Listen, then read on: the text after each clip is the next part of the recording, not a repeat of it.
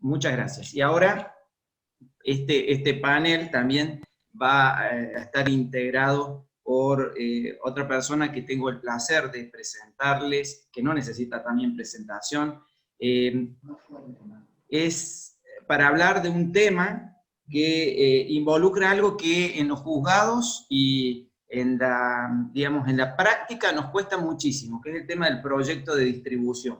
Y para hablar de este tema hemos convocado a una de las especialistas en la materia, Daniel Truffat, hablamos con él de que es una de las personas que más sabe sobre ese tema, así que con mucho placer vamos a escucharla, a Alicia Kurlat. Y como estamos haciendo la presentación, vamos a contarles que ella es licenciada en Administración, Contadora Pública Nacional por la UBA, es especialista en sindicatura concursal, es magíster en evaluación de proyectos de inversión. Además, es docente de grado y de posgrado en la Universidad de Buenos Aires, y es docente invitada en muchos posgrados en el país. Y por supuesto, ella ejerce la tarea de síndica concursal junto a la querida Fabiana Pérez, que he tenido el placer de conocerlas hace poco tiempo, pero hemos podido interactuar a partir del ARCA, de este lugar que nos convoca. Así que muchas gracias, Alicia, es un placer contar con tu charla, tu conferencia, y sé que ha venido con cosas que a los contadores les gustan, que son números. Claro, números que veremos cómo los podemos, los vamos a distribuir después para que vean en claro, pero al menos me los anticipó, la verdad que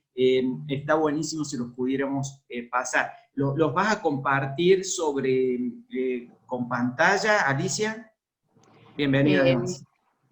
Bueno, hola, gracias. Bueno, ahora claro sobre lo que mandé. Primero quiero agradecerles la invitación, la verdad que, y felicitarlos, porque estas jornadas son un exitazo. Impresionante la convocatoria, el nivel de los disertantes, y yo estoy doblemente agradecida. Por un lado, agradecida porque creo que han tenido una generosidad enorme al invitar a disertantes que no son cordobeses, pero también que incorporaron entre el grupo a contadores.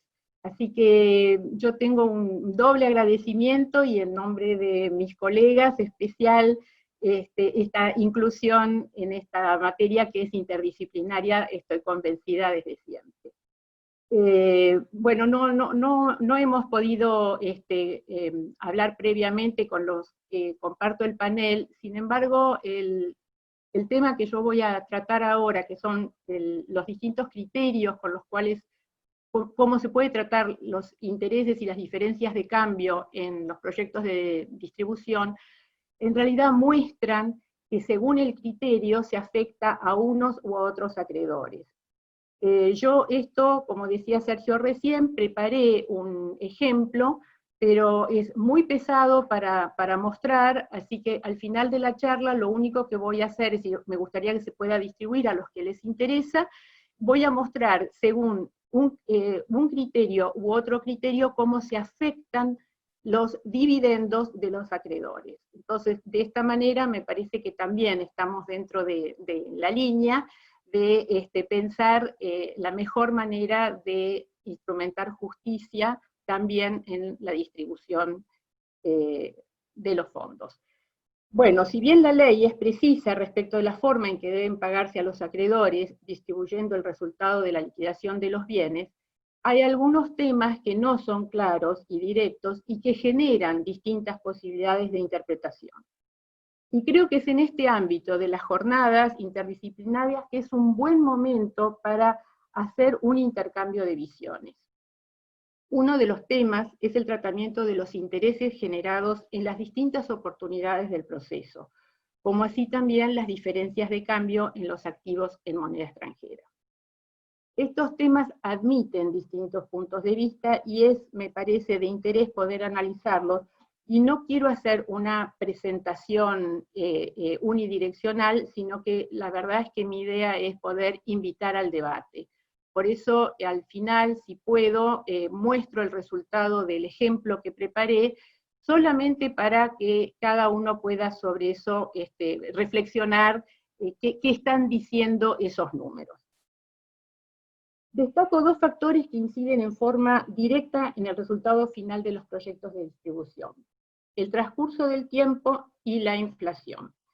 Si los plazos de la liquidación y el pago de los dividendos fuera menor a un mes, o digamos 2 meses, tal vez no habría ningún cuestionamiento. De la misma manera, si tuviéramos una moneda fuerte, la verdad es que carecería de interés cualquier alternativa, porque son estos los factores que distorsionan los resultados. Estos procesos en general se demoran y la inflación ya es un mal endémico que desdibuja los valores monetarios. Mi exposición propone 4 bloques. Uno es el tratamiento de los devengados de los fondos que se han invertido desde que se liquidaron los bienes y hasta que se presenta el proyecto de distribución.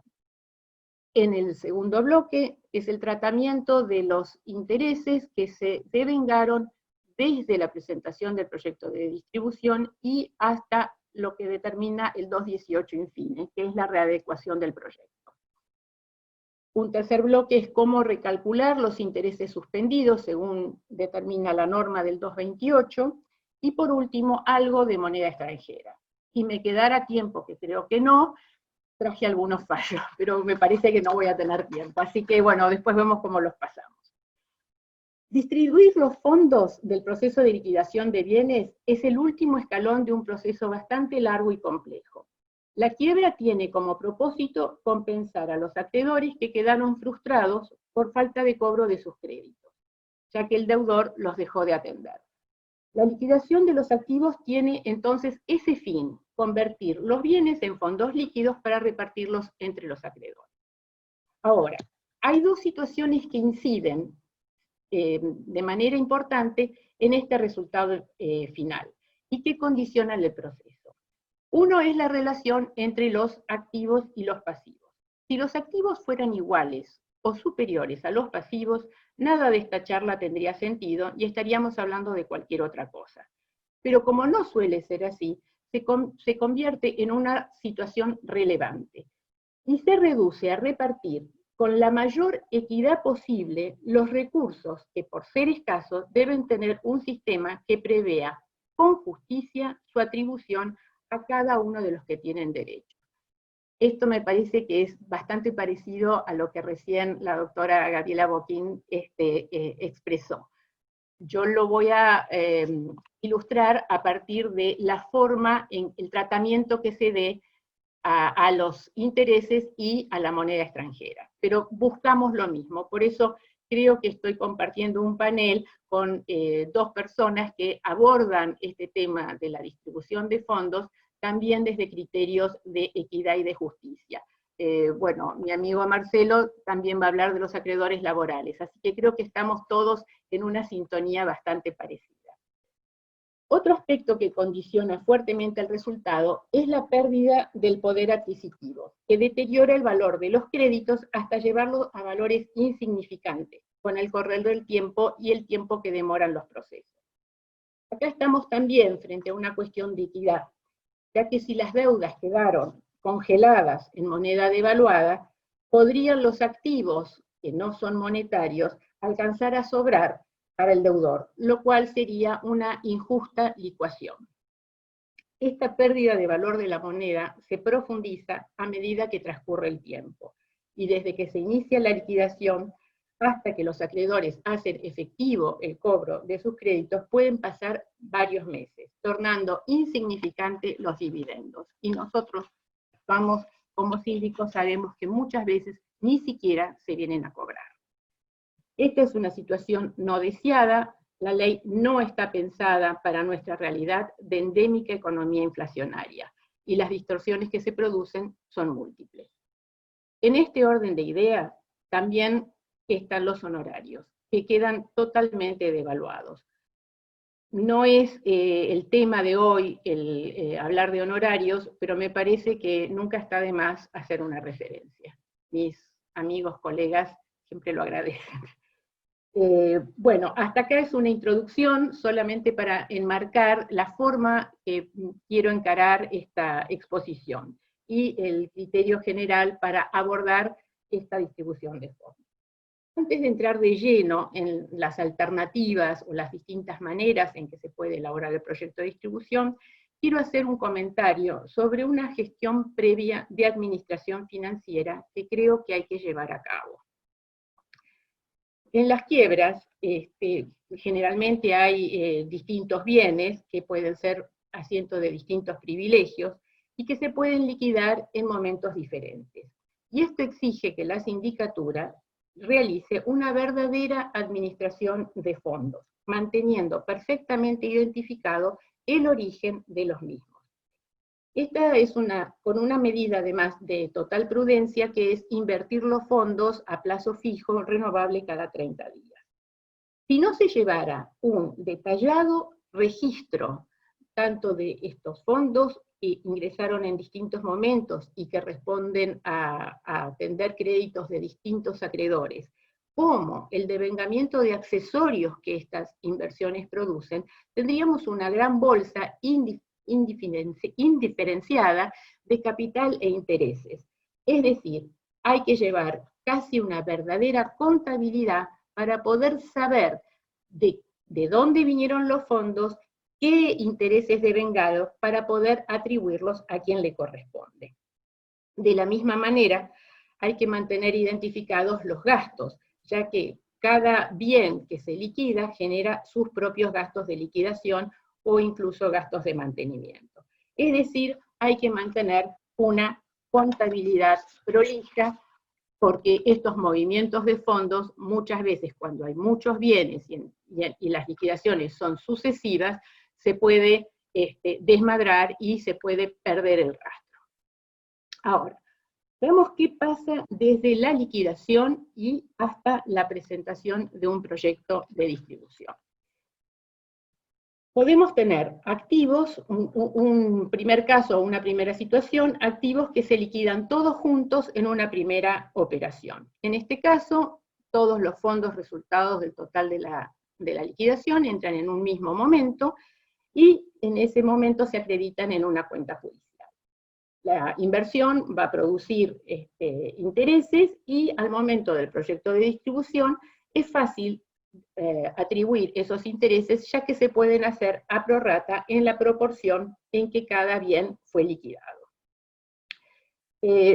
Esto no ofrece demasiadas complejidades. Sí, aclaro que si se venden todos los bienes juntos como una unidad, como la ley también lo prevé, es muy importante entonces atribuir un porcentual a los distintos bienes, ya que son asientos de distintos privilegios, y el total que ingresa tiene que ser claramente identificado a qué privilegios está respondiendo.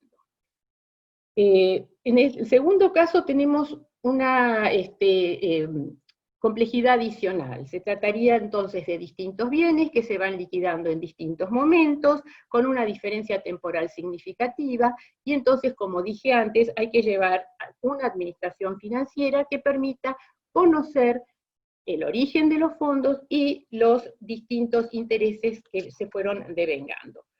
Esto puede ser hasta necesario llevar un registro de cada una de las operaciones. Ahora, ¿cómo se hace el proyecto de distribución?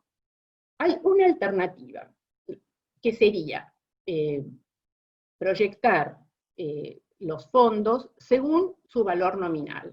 Entonces, se prepara un proyecto de distribución donde se expone el resultado de la liquidación de cada uno de los bienes y se completa con el orden de los privilegios.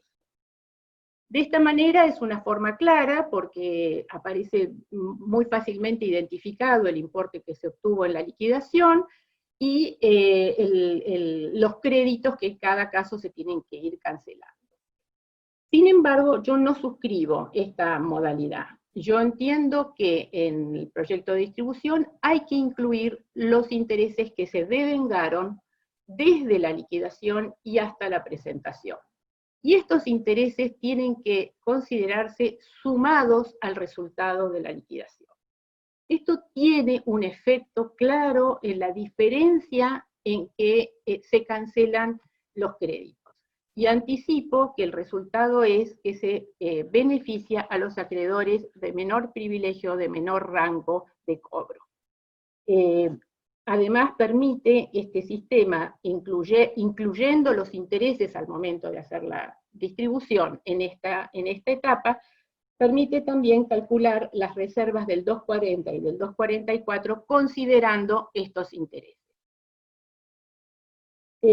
Un comentario especial merece el tratamiento de los créditos con asiento de privilegio especial, ya que estos se cancelan, según el artículo 242, atendiendo primero a los intereses anteriores, después al capital y después a los intereses posteriores.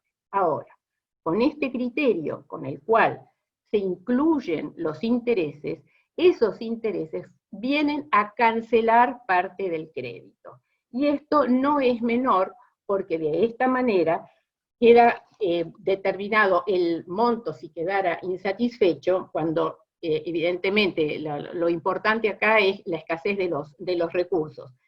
Queda un monto insatisfecho, no es lo mismo si yo estoy cancelando parcialmente o si estoy aplicando parte de estos intereses a atender ya sea los intereses anteriores, el capital o los posteriores. El efecto es que van quedando fondos para acreedores de menor rango. Esto en realidad solo tiene importancia en caso que los intereses devengados sean significativos. Si el devengado no es de monto importante, resulta absolutamente indiferente. Hasta acá sería entonces que vemos dos maneras de abordar el proyecto de distribución, que es con la presentación de un modelo nominal, sin considerar los intereses, y el otro sería incluyendo los intereses en la distribución, cancelando crédito. La segunda instancia, después de la elaboración del proyecto de distribución, viene otro trámite, otro plazo en el cual también se devengan intereses. Y esto es, una vez presentado el proyecto, hay una publicación de dictos, se notifican a los acreedores, puede o no haber impugnaciones. Lo cierto es que hay un trámite, hay un tiempo, hay un plazo que transcurre entre uno y otro momento. El proyecto de distribución sí o sí tiene que ir a Cámara para que nos bajen los honorarios como corresponde, y en esta cosa medio esquizofrénica que tenemos los síndicos, que tenemos que apelarlos por altos, porque nos parecen altos. Bueno, la Cámara resolverá sobre la regulación y el proyecto quedará entonces firme, quedarán firmes los honorarios y firmes también los dividendos. Y acá entonces es donde hay que aplicar el 218 infine, que lo voy a leer para que quede claro en qué consiste esta readecuación del proyecto.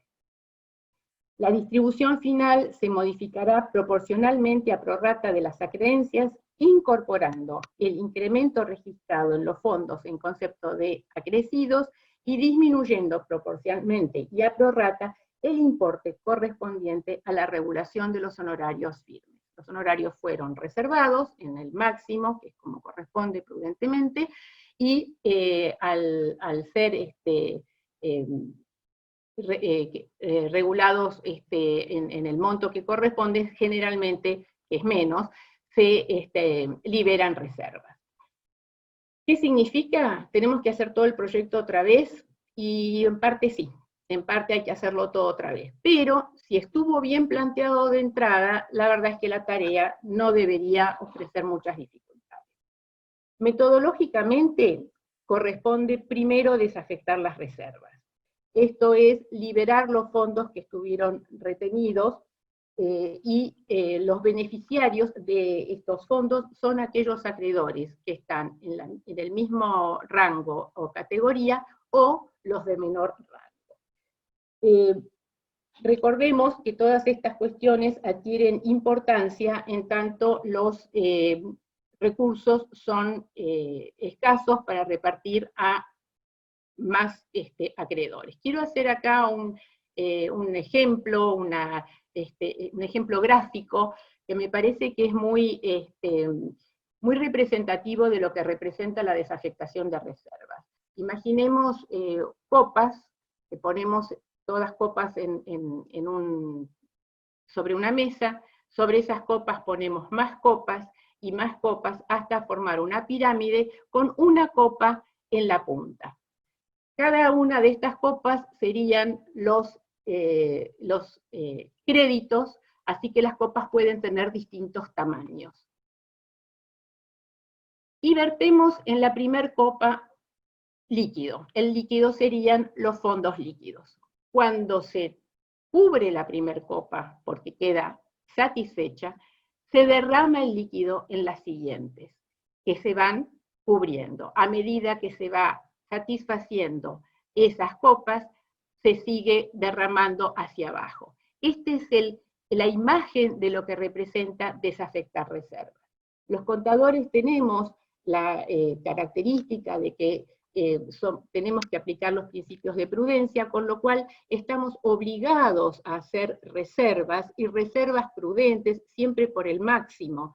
Entonces, esta desafectación de reservas muchas veces reformula todo el proyecto, en tanto aparecen más fondos porque se liberan fondos que antes estaban retenidos. Quiero hacer un comentario especial respecto del mantenimiento de estas reservas. Creo que se produce a veces una situación bastante injusta. Algunos acreedores, y esto en especial lo digo respecto de acreedores laborales, que vinieron en tiempo a verificar sus créditos, a presentar todos sus papeles, quedaron verificados en tiempo y forma, frente a otros remolones que o verifican tardíamente o están en un juicio que mucha dinámica no le dan. Y lo cierto es que respecto de estos acreedores, aun cuando estén en juicio o estén en su trámite incidental, hay que hacer reservas por el máximo de su reclamo. Ahora, ¿qué efecto tiene esta reserva respecto de los acreedores de igual o menor rango? Y concretamente importa congelar una porción de los fondos atribuibles a ellos y disminuir entonces los dividendos del conjunto. En la práctica, muchos de estos acreedores abandonan sus acciones de cobro, cambian de letrado, pierden impulso, y estas reservas se siguen manteniendo. Los dividendos nominales finalmente pierden significación, terminan siendo de poca monta, pero como se mantienen invertidos los fondos, esos dividendos siguen devengando intereses. Esas reservas tienen no solamente el monto reservado, sino también el interés que siguen generando. Me parece que no es un procedimiento justo, porque no solamente se perjudican los de igual rango, sino también los de menor rango. Dicho esto, la aplicación de la manda del 218 infine importa entonces, por un lado, desafectar todas las reservas, como dije al principio, que es lo primero que conviene hacer, liberar esos fondos que se los apropian los acreedores de igual o menor rango, y ahora el otro tema sería la atribución de los accesorios, devengados desde que se presentó el proyecto y hasta esta instancia procesal. Entiendo que el mejor criterio es que cada acreedor tenga derecho a cobrar el devengamiento de los intereses que se produjo en proporción al dividendo que ha quedado firme. ¿Cuál sería el criterio en este caso? Y el criterio es que el acreedor tiene un dividendo que ha quedado firme, que no lo pudo cobrar cuando la plata estaba. Y la plata estuvo en el banco produciendo un accesorio, y ese accesorio le pertenece. Entonces, así como en la otra instancia, los intereses sí sugiero que se sumen a cancelar pasivo, a cancelar crédito, en este caso entiendo que los intereses son de los acreedores, y la porción que queda insatisfecha, queda insatisfecha. Es decir, que aún aquellos que alcanzan a satisfacer el 100% de su crédito tienen derecho a cobrar el accesorio que se devengó respecto de su dividendo.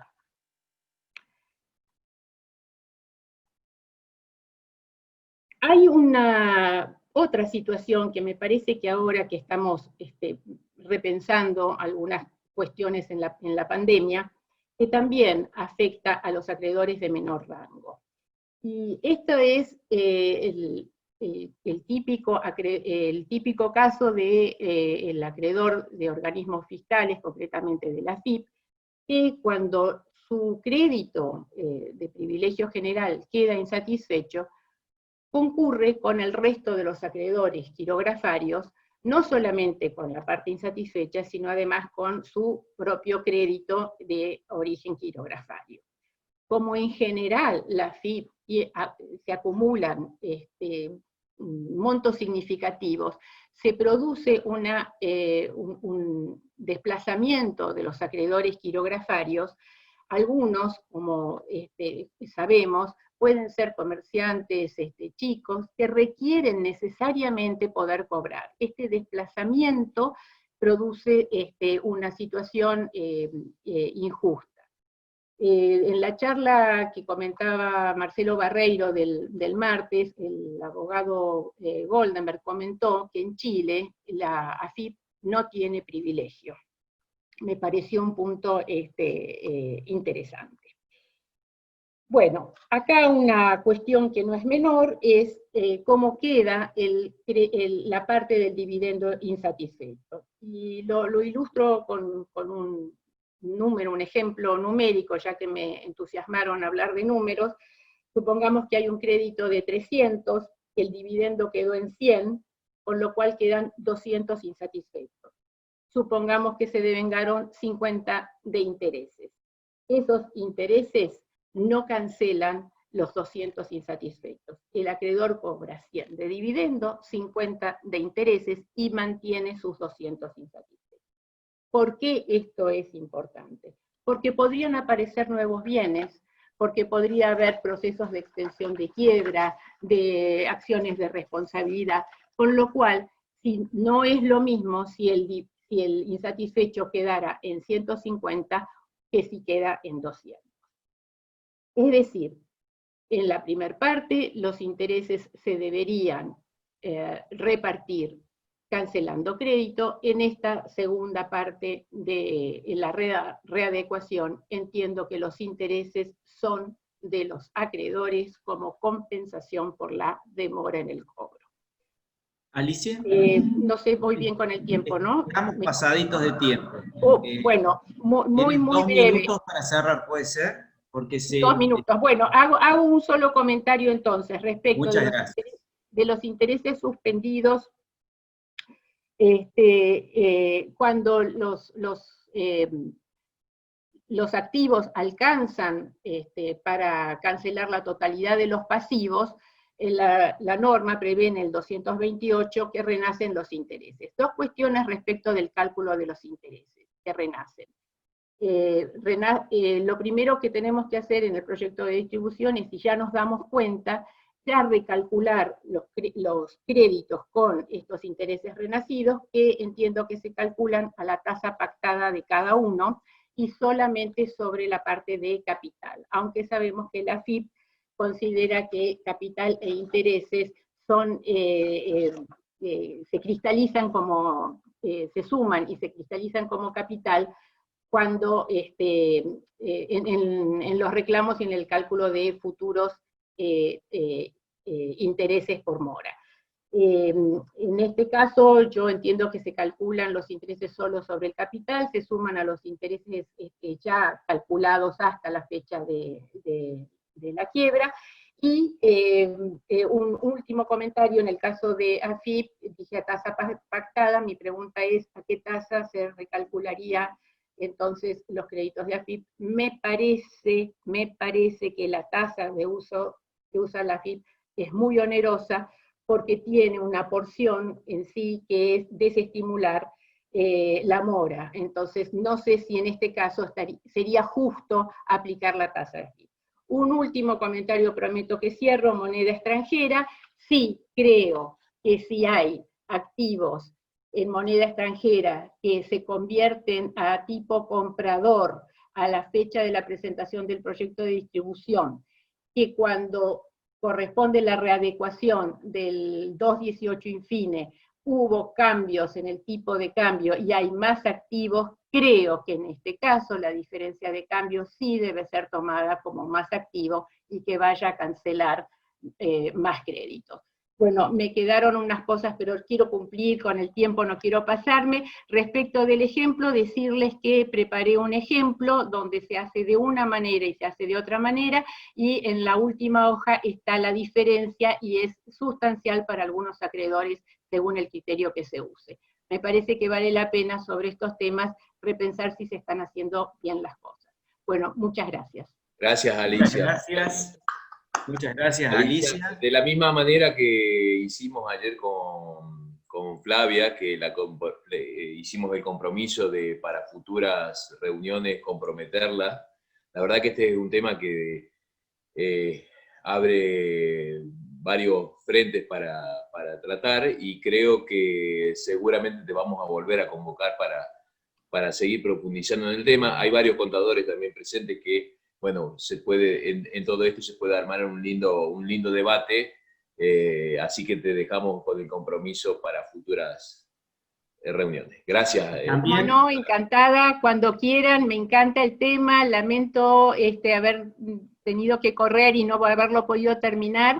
Es un tema árido, es difícil, y desde el momento en que lo propuse me arrepentí inmediatamente, porque explicarlo así por Zoom en una jornada, mucho mejor con un ejemplo numérico. No hay problema, después vemos cómo hacemos para compartir con todos. Lo podemos enviar o por el mismo chat de aquí, y por el chat ya se ha compartido.